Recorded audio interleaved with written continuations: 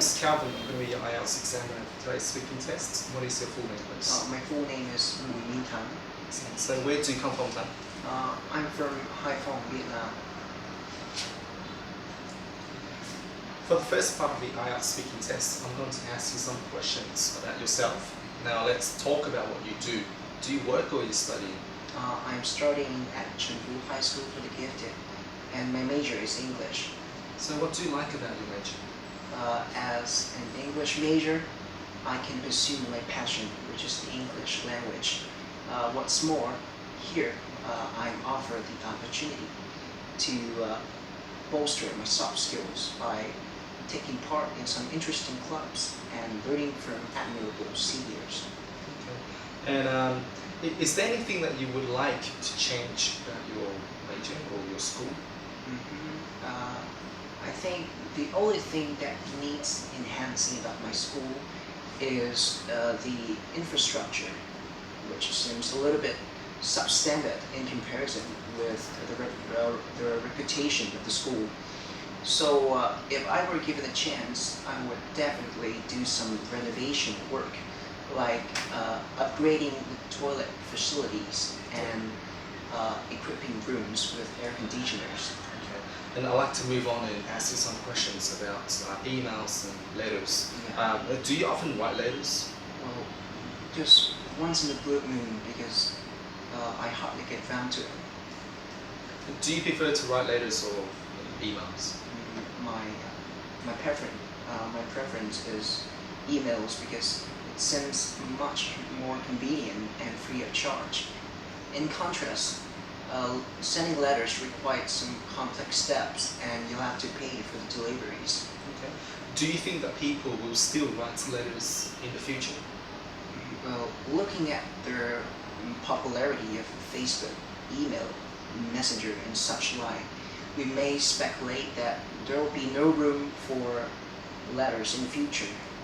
However, I suppose that this means of communication will still be used for its special meaning when it comes to expressing your emotion. Like you send a love letter to your lover, for example. So now I'm going to move on to part 2, and I'd like to give you a topic. You will need to talk about it for 1 to 2 minutes. Yeah. But before you talk, you have 1 minute to think about what you want to say.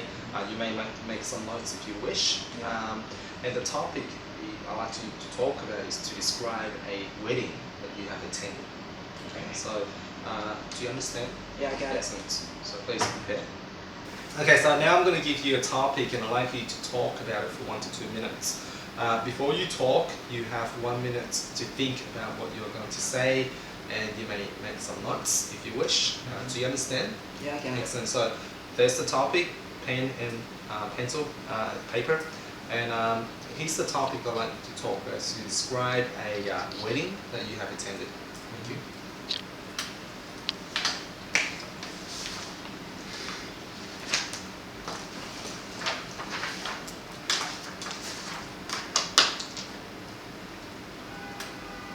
Okay, great. Your time's up, and you may start speaking.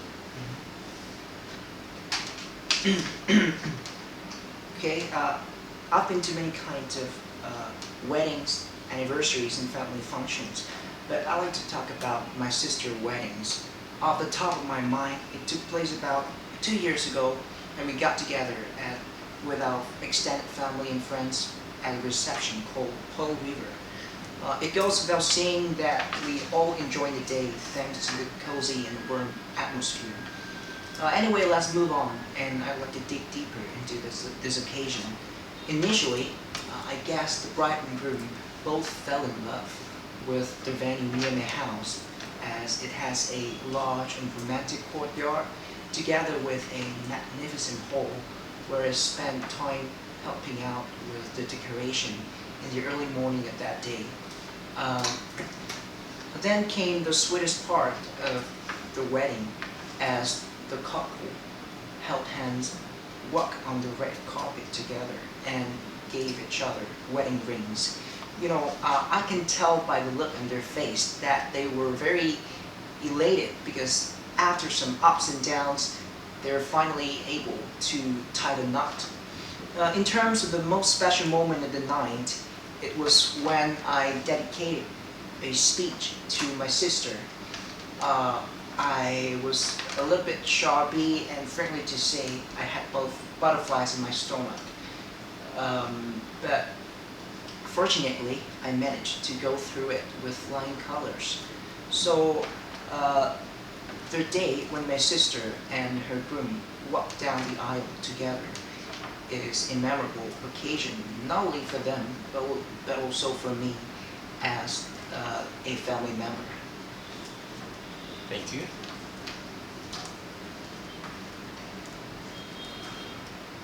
Did you have a great time? Yes, I did enjoy myself. So we've been talking about a wedding that you have attended.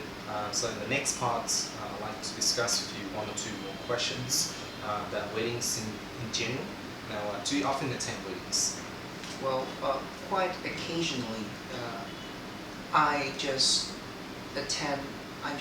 present at those of my best friends and close relatives, possibly because I'm inclined to share their happiness with my most beloved ones only. By that way, I can feel like I'm really in the weddings and can enjoy them to the full. What's another reason is that many weddings I were invited to clashed with my classes, so I just couldn't show up. What about wedding gifts? What wedding gifts are popular in Vietnam? Well, it's quite a tough question, and I've never thought about it before. But then, the most popular wedding gifts in my culture seem to be those in form of cash, because most people assume that newlyweds are in need of finance to settle down and support the family after they get married. So money seems to be the most practical present. In your opinion, what is the perfect age for marriage, if there's one? From a perspective, the ideal age for marriage is the late 20s or the early 30s. Because at this age, most of us tend to find a secure job, to be the breadwinner and support a family in terms of finance. On top of that, at this age, we're usually mature enough to choose the right better half and to protect the happiness of our marriage for good. Thank you, and that's the end of the IELTS.